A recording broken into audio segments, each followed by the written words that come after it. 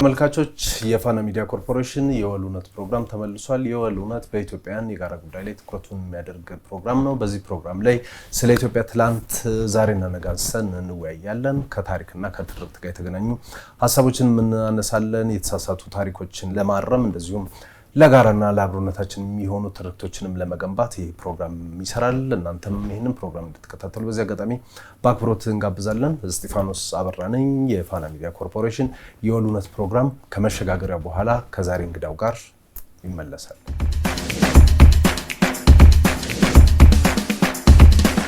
የወሉነት ተመልሷል። ተመልካቾች በፋና ሚዲያ ኮርፖሬሽን ላይ እየተመለከታችሁን ትገኛላችሁ። የወሉነት በኢትዮጵያ የጋራ ጉዳይ ላይ ትኩረቱን የሚያደርግ ፕሮግራም ነው። የዛሬው ትኩረታችን ደግሞ ከምርጫ እና እየተካሄደ ካለው ሀገራዊ ምክክር ጋር የተገናኘ ይሆናል። ይህንን መነሻ አድርገን ነው ውይይት የምናደርገው ደግሞ ከቀድሞ የፖለቲከኛ እንደዚሁም ደግሞ የሕዝብ ተወካዮች ምክር ቤት አባል ካነበሩት ከአቶ ወንድሙ ኢብሳ ነው። አቶ ወንድሙ ኢብሳን እንግዲህ ቀደም ባለ ጊዜ በተለያዩ የፖለቲካ ፓርቲዎች ተሳትፏቸው ታውቋቸዋላችሁ። በኦፌኮ ውስጥ ተሳታፊ ነበሩ። በሱም ተመርጠው የሕዝብ ተወካዮች ምክር ቤት አባል ነበሩ። ከዛ በኋላም በተለያዩ ሀገራዊ ጉዳዮች ላይ በመገናኛ ብዙሃን በሚሰጧቸው አስተያየቶች ታውቋቸዋላችሁ። ዛሬ ምርጫን እንደዚሁም ሀገራዊ ምክክር መነሻ አድርገን ውይይት የምናደርገው እንግዲህ ከእሳቸው ጋር ነው። በዚህ አጋጣሚ እናንተም ይህንን ፕሮግራም እንድትከታተሉ በእኔም በአቶ ወንድሙ ኢብሳም ስም በአክብሮት ጋብዛለሁ። ጋሽ ወንድሙ እንኳን ወደ ፋና መጡ። እንኳን በሰላም ቆየኝ እስጢፋኖስ። እንግዲህ ከምርጫ እና ከሀገራዊ ምክክር ጋር የተገናኙ ጉዳዮችን የምናነሳው ጋሽ ወንድሙ በቀደመው ጊዜ የሕዝብ ተወካዮች ምክር ቤት አባል ነበሩ። በአምስተኛው ነው በሶስተኛው የሕዝብ ተወካዮች ምክር ቤት ለ5 ዓመት አገልግሎት ቆይተዋል። ከዛ በኋላም በተለያዩ ፖለቲካ ፓርቲዎች ውስጥ ተሳትፎ ሲያደርጉ ነበረ። አሁን በ7ኛው ዙር ምርጫ ደግሞ በግል ተወዳድረው ነበረ። በዚህ ምን ይመስላል? አጠር አድርገን ምርጫው ምን ይመስላል? እንግዲህ የቀደሙትን ምርጫዎችም ስለሚያውቋቸው እንዴት ነበረ ጠቅላላ አድርገው ምርጫ? 7ኛ ምርጫን አሁን ዘንድሮ በግሌ ነው የተሳተፉት። አሁን በኢትዮጵያ ተጨባጭ ሁኔታ የፖለቲካ ፓርቲ አቅም አዳም መመስረት እስከምንችል እንደዛ አይነት ፓርቲ መሪዎች እስከሚመጡ አገር ይቀድማል፣ ህዝብ ይቀድማል፣ ህግ ይቀድማል፣ ሰላም ይቀድማል፣ ህግ በላይነት ይቀድማል። አብሮ መኖር በዓለም ዙሪያ አብሮ መኖር በአገራችን ውስጥ አብሮ መኖር በመንደራችን በሰላም ባህላዊ ህጎቹን በህገ መንግስታዊ ህጎቹን አክብሮ ማለት። ስለዚህ በግል ተወዳደርኩት። ፓርቲ የሚባል ነገር በእንተ እድሜ ምን ይመስል ነበር ግን ምርጫው? እንግዲህ ቀደም እንዳልኩት ምርጫውን ተሳተፍኩት። ያው ምርጫ በጣም ጥሩ ነበር። ያው እንደምታውቀው በኢትዮጵያ ምርጫ ታሪክ በኢህአደግ ዘመን 7ኛ ምርጫ ነው። በደርግ 8ኛ ምርጫ፣ በንጉሱ 5 ምርጫ 13 ምርጫ አካሂዳቸው። በእነዚህ ሁሉ ይሄ ምርጫ 7ኛ ምርጫ በኢትዮጵያ ታሪክ ከንጉሱ ከደርግ እስከ ኢህአደግ ቤስት ምርጫ ነው። አንጻራዊ በሆነ ምርጫ የሚባል እንከን ባጣ። ለምን? አንደኛ 54 ሚሊዮን በላይ ህዝብ ለምርጫ የተመዘገበበት 54 ሚሊዮን ህዝብ አልተደረገም በየትኛውም ጊዜ ከህዝብም ቁጥር አንፃር። ከ54 ሚሊዮን ህዝብ ከ40 ሚሊዮን በላይ ህዝብ ካርዱን ሰጥቷል። ከ40 ሚሊዮን በላይ በኦሮሚያ ብቻ ከ24 ሚሊዮን በላይ ህዝብ ነው ካርድ የሰጠው። መረጃ ስላይ በአማራም ከ10 ሚሊዮን በላይ ህዝብ ነው የሰጠው በእያንዳንዱ ማለት ነው፣ ኤክሰፕት ትግራይ ማለት ነው። ሶስተኛ 80 የግል እጩ ፓርቲዎች ነን ለውድድር የቀረበው። ይሄም ታሪካዊ ያደርገው 80 የግል እጩ ተወዳዳሪዎች እኔን ጨምሮ። ለ80ዎቻችንም ደግሞ ሰዎች አይናገሩ ብር 200 ሺህ ተወዳደሩበት ማበራታቻ ብሎ ነው መንግስት ምርጫ ቦርድ የሰጠን። ይሄም አልተደረገም። 42 ፓርቲዎች ነው የተወዳደሩት። ከ42ቱ ፓርቲዎች ደግሞ ወደ 14ቱ ፓርቲዎች ወንበር አግኝተዋል፣ በቀጥታም በተዘዋዋሪ።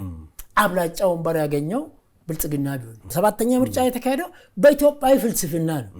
በሶሻሊዝም አይደለም፣ በሊበራሊዝም አይደለም፣ በምናምን አይደለም። መደመር አብረን እንሁን ነው። ይሄ አገራዊ ፍልስፍና ነው። ባህል አብዮት ለቻይና ጠቅሟል። ቻይና ያደገችው አብዮት። የፖለቲካ አብዮት ግን ለኢትዮጵያም ለዓለምም አልበጀም፣ አያስፈልግም።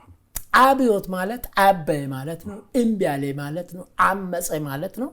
በግልም ቢታምስ በቡድንም ቢታምስ ህዝብም ቢያምስ ክሳራ ነው። አመፅ ውጤት የለው።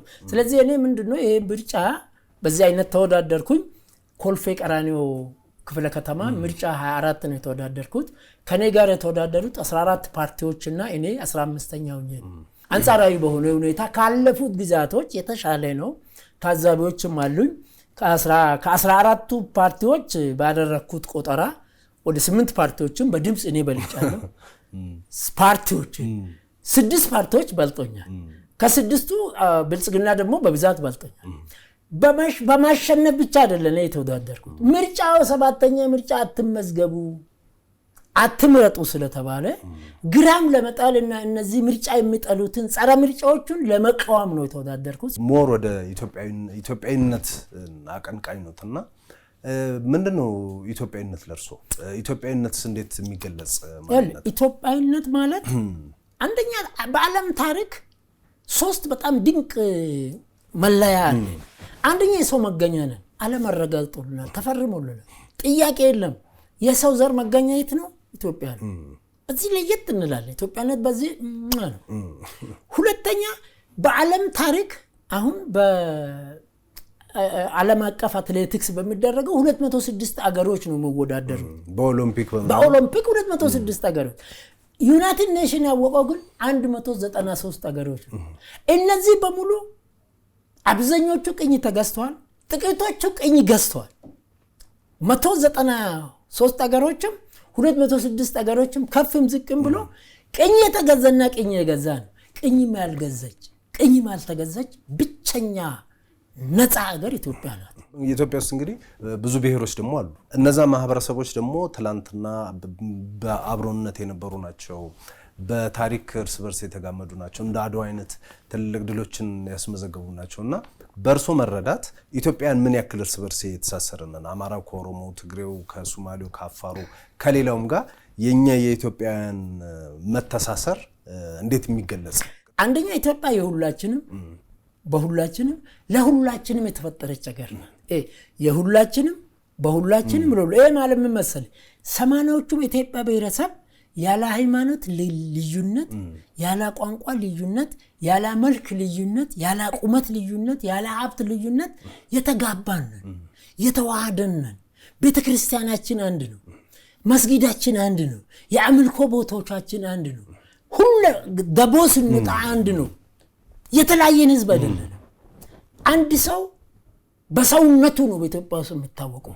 አማራ ቤት ብትገባ የትግሬ ልጅ ታገኛለህ። ትግሬ ቤት አማራ፣ ኦሮሞ ቤት እንዲህ ተደበላልቀናል። ስለዚህ በአንድ አካባቢ በሰርጉ፣ በሞቱ፣ በድግሱ፣ በደቦ፣ በቤተ ክርስቲያኑ፣ በመስጊዱ አሁን የትኛው መስጊድ ብትል ቢያንስ 50 ማህበረሰብ ታገኛለህ። 50 የማህበረሰብ ታገኛለህ። ጉራጌ አለ፣ አማራ አለ፣ ትግሬ አለ። አይከለከልም ደግሞ አንተ ማህበረሰብ ይሄ ነው። ቤተ ክርስቲያን ለብቻ የለንም፣ መስጊድ ለብቻ የለንም፣ እድር ለብቻ የለንም፣ እቁብ ለብቻ የለንም። ምግብ ቤት ስትገባ አትለይም፣ ልብስ ሰፊ ጋር ስትሄድ አትለይም። አንተ ትግሬ ሆንክ አማራ ሆንክ ልብስ ሰፊ መሆን ይሳቅ ነው የሚሄደው። ይሄ በሌላ ዓለም የለም። ስለዚህ እኛ ልንለያይ በማንችል ጠቅላይ ሚኒስትር አብይ እንዳሉት የተወሳወስንና የተለያየን።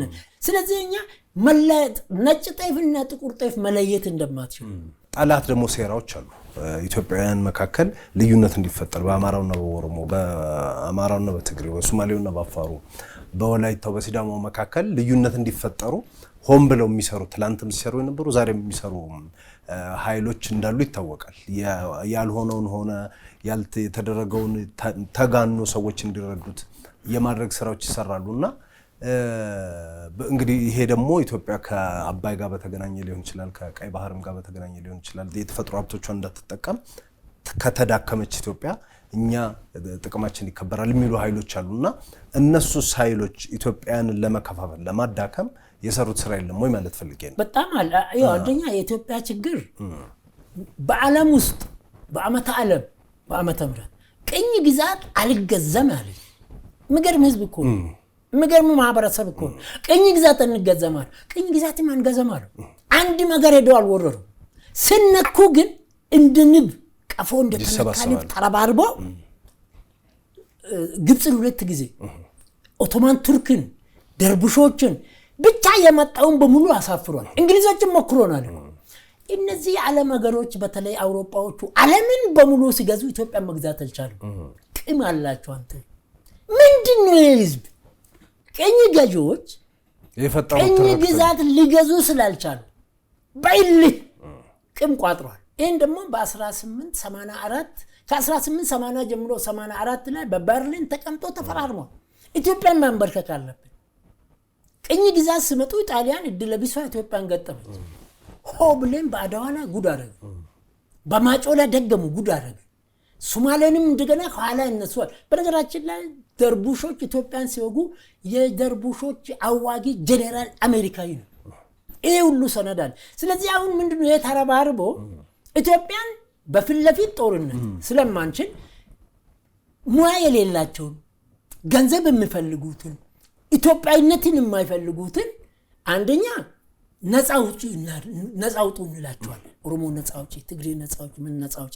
ለዚህ ነፃ አውጪ የምንከሰው የግንባር ጠላታችን ግብጽ ብትሆንም ከግብጽ ኋላ ያሉ ሀያላን ሀገሮች በሙሉ ለግብጽ ድጋፍ ይሰጣሉ። ግብጽ ለነፃ አውጪዎች ድጋፍ ትሰጣለች። ልብ አድርግ፣ በነፃ ሀገር ውስጥ ነፃ አውጪ የለም በዓለም ላይ። እነዚህ ነፃ አውጪዎች በሙሉ ከጥንት ጀምሮ የምዕራባውያን ኢትዮጵያን ቅኝ ለመግዛት ሞክሮ ያልተሳካላቸው ሊያሳኩላቸው ነው። ኤርትራ አሁን ነፃ ሀገር ነው ማለት አትችልም። ነፃም ብትወጣ ደሃ ናት። ደቡብ ሱዳንን ትመለከታል። ኢትዮጵያ እስካሁን ድረስ አልፈረሰችም፣ ቀጥላለች። ስለዚህ እነዚህ ሰዎች ግብጽ በቀጥታ የአባይ ወንዝን ምንጭ ለመቆጣጠር ባይን ለመቆጣጠር ይሄ የጣና ሐይቅን የራሳቸው ለማድረግ ኢትዮጵያ ጠላቷ ብቃቷ ነው። ኢትዮጵያ ጠላቷ ህብረቷ ነው። ኢትዮጵያ ጠላቷ አገር ወዳድነቷ ነው። ኢትዮጵያ ጠላቷ ቀናነቷ ነው። እኔ በ69 ዓመተ ምህረት ሶማሌ ወረረ 5 ወንድሞቼ ነው የዘመቱ። በዛን ጊዜ 300 ሺህ እኮ መንግስት አሁን ህወሓት አሁን ሰውን እያስገደደ ነው አይደል? 300 ሺህ እኮ ተመለስ ተብሎ ነው ተደብድቦ ተመለሰው። ኢትዮጵያ ተነከቻ። ከኢብሳ ገንዶ ቤት 5 ልጆች ምጽዋ ላይ ግርማ ኢብሳ የኔ ታናሽ ወንድሙ ተሰውቷል። ለአገር መሞት በኢትዮጵያዊነት ገብቷል። ይሄ ያስቀናል። በአለም ላይ የአሜሪካ አንድ ወታደር ሶማሌ ውስጥ ተገሎ መቃዲሾ ሲጎተት አይደለም እንዴ ጨርቄ ማቄም ብላ አሜሪካ ያሻሻችው። ዓለም በሙሉ ይሄ ነው የዓለም ታሪክ። የኢትዮጵያ ታሪክ ግን ልዩ ነው። ስለዚህ ብቃታችን፣ እንብተኝነታችን ለባንዳዎችም ለባዳዎችም አንገዘም ማለታችን ጠላት አብስቶብናል። የዚህ ጠላት ደግሞ ተጠቃሚ ግብጽ ናት። ግብጽ ሐይቅ ወንትኑ ለመጠቀም አባይ ምንጭ ለመቆጣጠር ግብጽ ደግሞ አሁን እኮ ኢትዮጵያ ተቃዋሚዎች በሙሉ አብዛኞቹ እኮ ከግብጽ ዩኒቨርሲቲ የተመረቁ ናቸው። ከግብጽ ዩኒቨርሲቲ የግብጽን መርዝ የጠጡ ናቸው። ትምህርት ብቻ አይደለም ግብጽ የምትሰጠው። በኢትዮጵያ ውስጥ ኢትዮጵያን ለመከፋፈል ኦሮሞን ከኢትዮጵያ ለማውጣት፣ ትግሬን ከኢትዮጵያ ለማውጣት፣ ሶማሌን ከኢትዮጵያ ለማውጣት በቆሸሸ አብዮት ስም ተጫወተ። ቆንጆቹ አልተወለደም የሚል መጽሐፍ 1980ዎቹ ጽፏል። ቆንጆቹ አሁን ተወልደዋል። ምን ሆኖ ተወለዱ? እንደመር አሉ፣ እንበቃለን አሉ። ህገ መንግስት ለማውጣት አገርን ኢትዮጵያ በአድዋ ላይ ሆ ብላ ዘመተች። በዚህ ነው የምትታወቀው። ማጮ ላይ ሆ ብላ ዘመተች፣ ሆ ብላ ሸፈተች። ለኢትዮጵያ የኢትዮጵያ ዋና ከተማ ጎሬ ነው እሉ አባቡራ ውስጥ ማለት አዲስ አበባ ጣሊያኖች ሲያባሉ በሙሉ ሸፈቱ።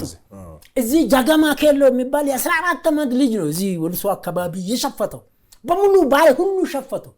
ጣሊያኖች ከ5 ዓመት በኋላ ታባሮ ሲወጡ እና አብዲሳ አጋ ከኢትዮጵያ አልፎ በሮም ውስጥ ነፃነትን ተከ ለዚህ ነገር የለም።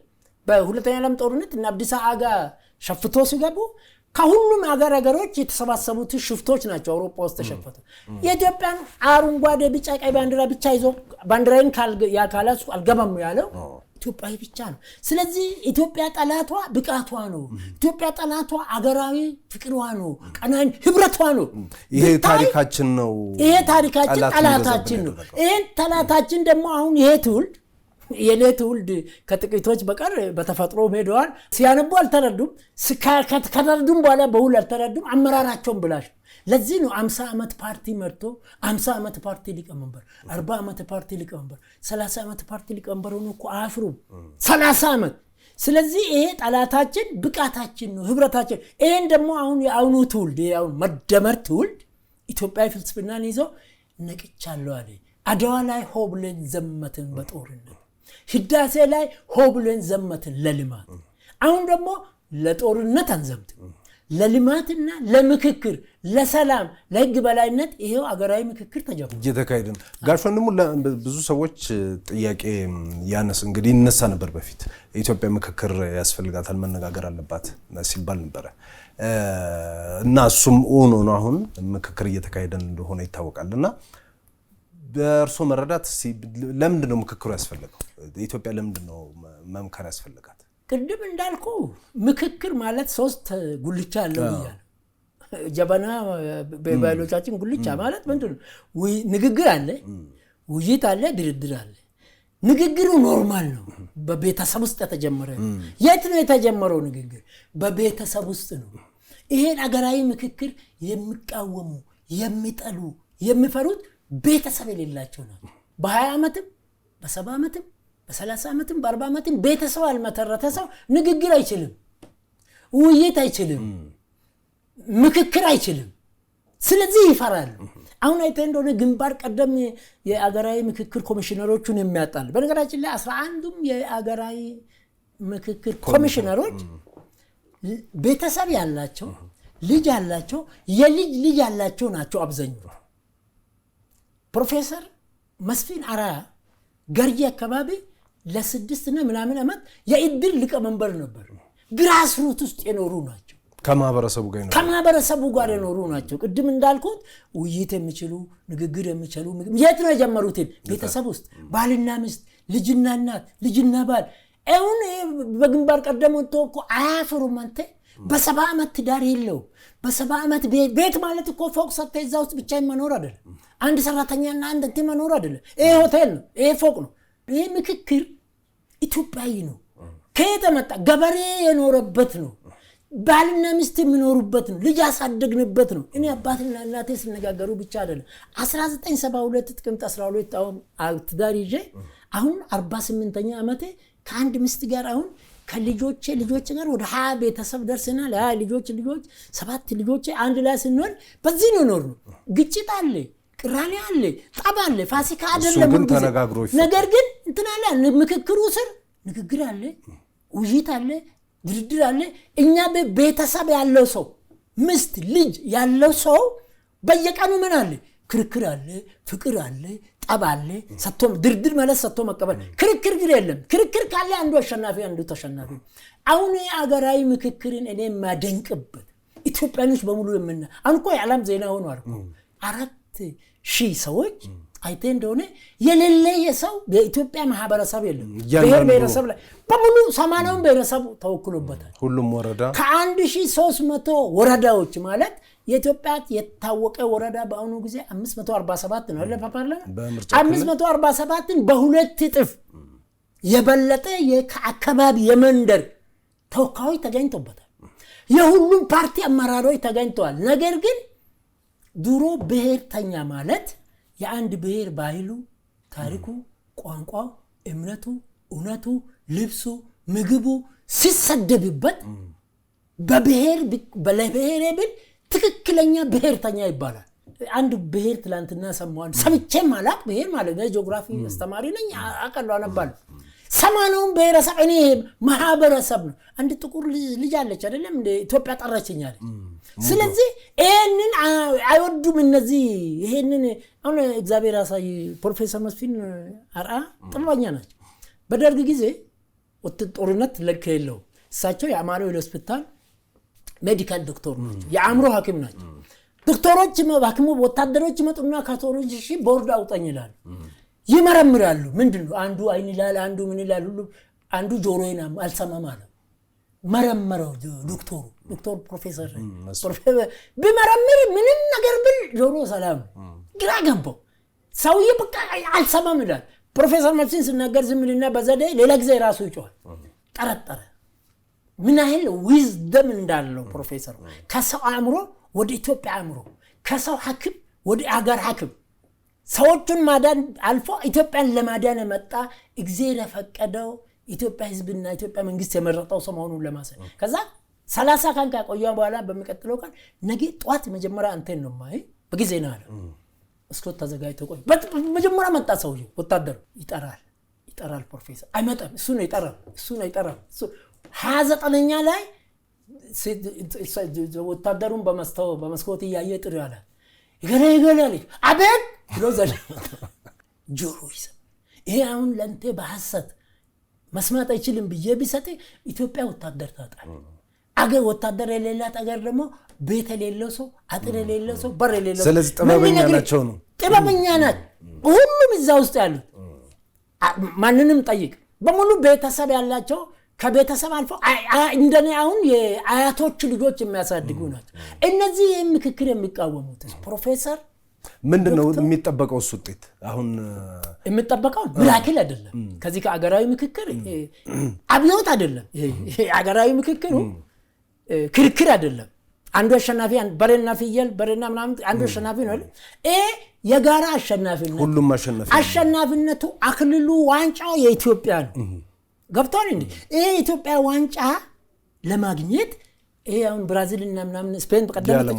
ልፋይ ይጠይቃል አንድ ነገር 50 አንድ ሰማን ታሞ በሽታው ካወቀ 50 ከመቶ ድኗል አይደል ማራቶን እኮ ስትጀምር እንደምትጨርስ 50 ከመቶ እንደምትሮጥ እርግጠኛ ትሆናለህ ምክክሩ 50 ከመቶን ተሳክቷል 50 ከመቶ ተሳክቷል 4000 በኢትዮጵያ ምድር በአንድ ሸንጎ ውስጥ ተቀምጠው ያውቃል እንዴ እስቲ አባቶች እናቶች ቤትም ቦት በሰማናውን በይረሰብ 4000 የኦሮሞ ገዳ ስርዓት ውስጥ ሰፊ ጉባኤ ይካሄዳል በአማራ ሸንጎ ይካሄዳል በሁሉም በይረሰብ ቅድም እንዳልኩ አንድ ነው መስጊድ ውስጥ ንግግር ነው ቤተክርስቲያን ማአት ነገር ግን ባጀት ተመድቦ ፕሮግራም ተቀርጾ ዓለም ይወቅ ብሎ ሚዲያ ተሰልፎ ለሰፈራቸው አትታገሉ አለ ጠቅላይ ሚኒስትሩ ለማህበረሰባቸው አትታገሉ ለምዬ ኢትዮጵያ ለናት አገር ኢትዮጵያ ለሁላችን ኢትዮጵያ ሁላችንም በሁላችንም ለሁላችንም የተፈጠረች ነው ስጦታ ነው በዚህ ስጦታ ላይ እንጣላ ከኢትዮጵያ አልፎ ይተርፋል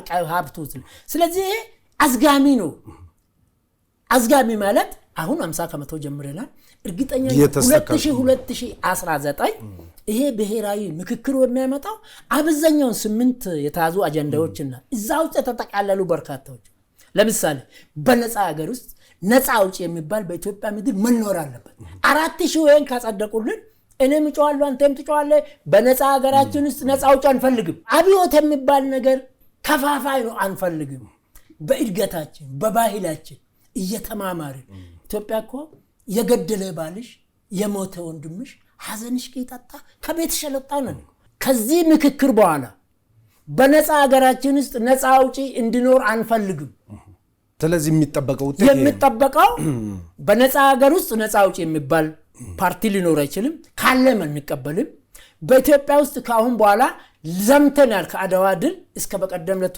ህወሓቶች እብደት ድረስ ሰው ጨረስን እንጂ ምንም አላገኘን ከዚህ ከሀገራዊ ምክክሩ የምንጠብቀው አዝጋሚ ለውጥ ነው አብዮት አንጠብቅም አብዮት ማለት 2019 ጦርነት አይኖርም ታጣቂ ትጥቅ ይፈታል አይፈታም ግን ይቀጭጫል እየቀነሰ ይመጭ ሽፍታ እኮ ማን ነው እዚኮ ኮንጎ ውስጥ እኮ አሁንም ከ50 ዓመት በፊት የነበሩ አሉ አልሸባብ አለ እኮ ኢትዮጵያ በዚህም ተደብቆ እዛም ተደብቆ የሚወደድ ኢትዮጵያ ህዝብ ግን ህልሙን አግኝቷል መስመሩን አግኝቷል ይሄ ደግሞ ምገርሚ ነገር የአፍሪካ ችግር በአፍሪካውያን እንደተባለ ሁሉ የኢትዮጵያውያን ችግር በኢትዮጵያውያን ከዚህ ከቀይ ባህርና ከአባይ ጋር ቀደም ስናነሳው ነበርና በኤርትራ በኩል የሚደረጉ ኢትዮጵያን ለማበጣበጥ የሚደረጉ ሙከራዎች አሉ በግብጽ በኩል የሚደረጉ ሙከራዎች አሉና የነዚህ መንግስታት ፍላጎት ምንድነው ብለው ያስባሉ በጣም ጥሩ ኤርትራም የግብጽ ዓለም 10 አትሞላም 9 ናት ማለት በእያንዳንዱ አገሮች ውስጥ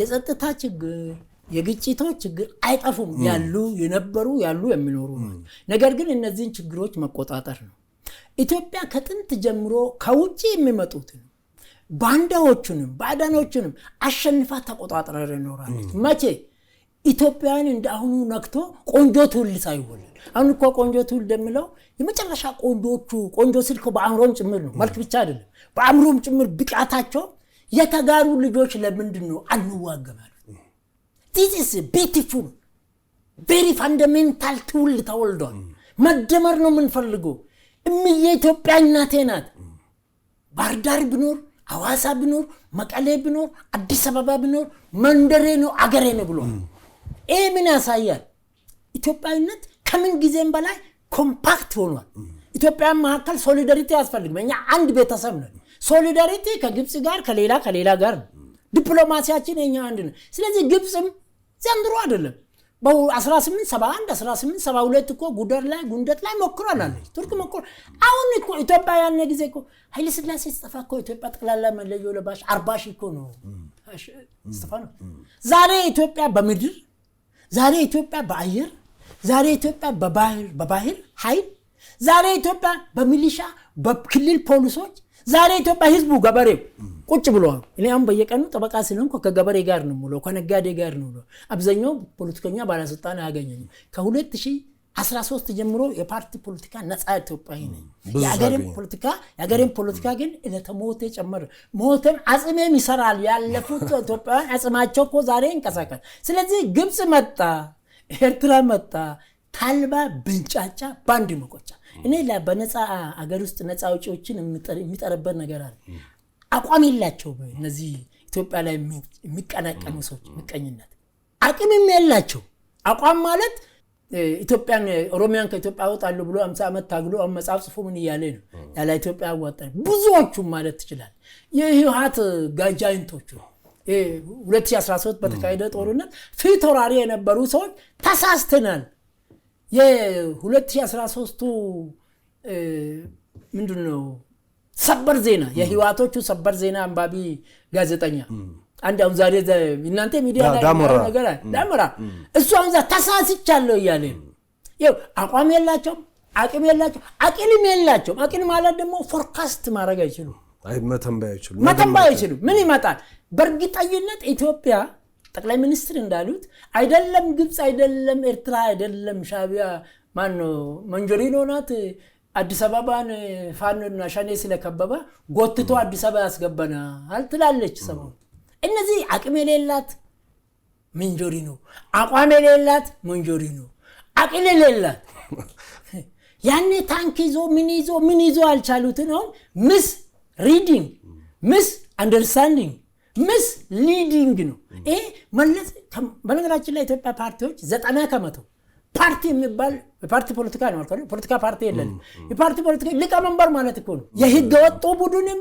የሻቢያ ቡድንም የትመደዝ ምክንያቱም ኢትዮጵያኖች በአሁኑ ጊዜ የኢትዮጵያ ወታደራዊ ኃይል በደርግ ዘመን ከመንግስቱ ጋር መተባበር አቅቷቸው የኢትዮጵያ ወታደሮች እርስ በርስ መተባበር አቅቷቸው አንዱ ጀነራል እየሸጠ ኢትዮጵያ ወታደሮች እየሸጡ ዛሬ በአውሮፓ በአገር ውስጥ የሚኖሩት በርካታዎቹ ወታደሮች ጭዳ አድርጎ ለማኛ አድርጓል የኢትዮጵያ ወታደርን ተምሯል የኢትዮጵያ ወታደር ይሄ መንግስት የሚንከባከበውና የሚጠብቀው ልብ አድርግ ኢትዮጵያውያን ህዝብ ስለመረጠው ነው ህዝብ የመረጠውን ሰው ደግሞ የአገር መከላከያ በዳርም በመሃል በቤተ መንግስትም በጠረፍም መጠበቅ ግዴታ አለበት አሁን ቆርጦ ቀጥሎች ምንድነው መከላከያ ካምፑ ዳር ነው እሱ ነው እንደሚመድበው መከላከያ ኤታማዦር ሹም ማለት እኮ ጭንቅላት ከሌለ ከሰውነት ቦዲ ነው ከዚህ በላይ የለም ማለት ነው ያካሉ በሙሉ ቤተ መንግስት መጠበቅ አለበት ከተሞች መጠበቅ አለባቸው መንደሮች መጠበቅ አለባቸው ዳር ድንበር መጠበቅ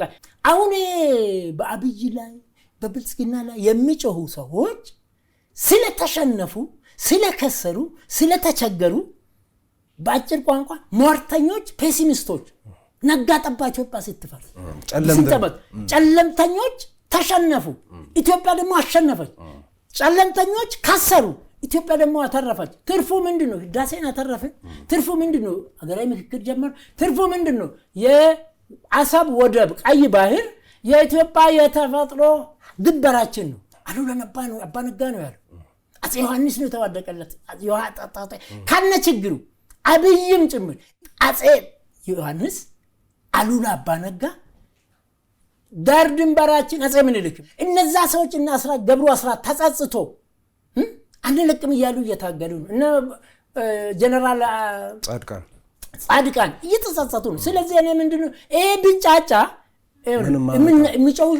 የሚጨውሻ አይናከስም ለምንድነው አሁን ደብረጽዮን መቼም ደብረጽዮን ምንም እንኳን ለማመራር የተፈጠረ ሰው ባይሆንም የትናንትና ቲፒኤልኤፍ መለሰ መረው ፓርቲ ሊቀመንበር ሆኖ ብጽግናን እንቀብራለን ይላል ማጭ ገደለ ብጽግና መግደል አይደለ ወንድሙ ብሳ መንካት ቀላል አይደል እስጢፋኖስን መንካት ቀላል ትከራከራለህ ትክክል ምን አይል ባዶ እንደሆኑ ምን አይል አቅመቢስ እንደሆኑ ለምላስ የለውም ዳገር ለተቀማጥ ሰማይ ቅርብ ነው እኔ እርግጠኛ ነኝ ኢትዮጵያ በአሁኑ ጊዜ ሚታ እንደውሩታ ላይ ናት አማራ ክልል ኦሮሚያ ክልል የሸፈቱ ልጆችን ዛሬም ነገም የገደልክም ካፒቴን መተለቃ ማስረሻ ሰጠ ከ38ቱ ሞት ከተፈረደባቸው ቅሊንጦን አቃጠሉ ከተባሉት አንዱ አመፀኛ ነበር ዳኞቹን አንተ ወያኔ የሚል ጀግና ነበር ሸፍቷል አይደለም አላማውን ስስቱ ተመልሶ አሁን አገራዊ ምክክር ውስጥ ኮናል ይሄ ጀግንነት እኮ ነው ይሄ አሸናፊነት እኮ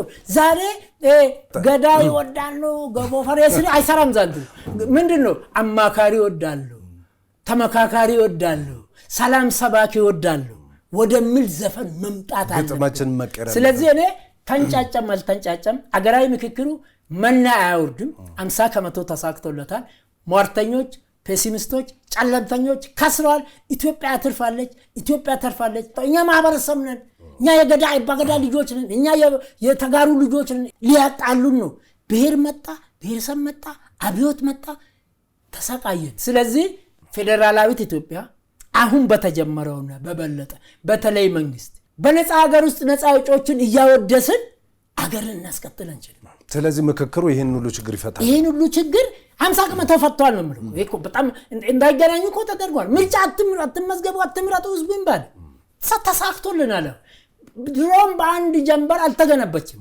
ተገንብታለች እንዴ በፍጹም አዲስ አበባ እንዲያ ሸበረቀችው መቼ ነው 100 ዓመት ምናምን እኮ ነው አዳነች እኮ 33ኛ ካንቲባ ናት ጉድ ያመጣች እሷ ናት ሁሉም በእርግጥ ነው ይሄ መሰረቱ ተጥሏል መሰረቱ የተጣለ ቤት ሲጠናቀቅ ደግሞ ቆመቦት አይጠናቀቅም የምክክራዊ ምክክሩ በአዋጅ 3 ዓመት ተብሎ ቀጥላል አይደል ይቀጥላል አሁን ምክንያቱም ይሄ ውጪ ያለው ኃይል እስከሚገባ አገራዊ ምክክሩ አሜሪካም እኮ በ13 ስቴት ነው የጀመረችው ስለዚህ ግን ችግሮቻችን 70% 80% ይፈታል 50% አሁን ተፈቷል ምክንያቱም አንድ ነገር መጀመር 50% መጨረስ ነው 50% ተሳክቶልናል የቀሪውን ደግሞ እስከ 70 እስከ 80 ሲጠናቀቅ መወገዝ ያለባቸው ነገሮች አብዮት በኢትዮጵያ ውግዝ ነው ህዝባዊ አመጽም ሆነ ግላዊ አመጽ ውግዝ ነው ፓርቲዎች እርስ በራሳቸው የተመራረጡ እንጂ ህዝብ ተወካዮች አይደለም በኢትዮጵያ ዲሞክራሲ ላይ የሚወስነው ግራስ ሩት ነው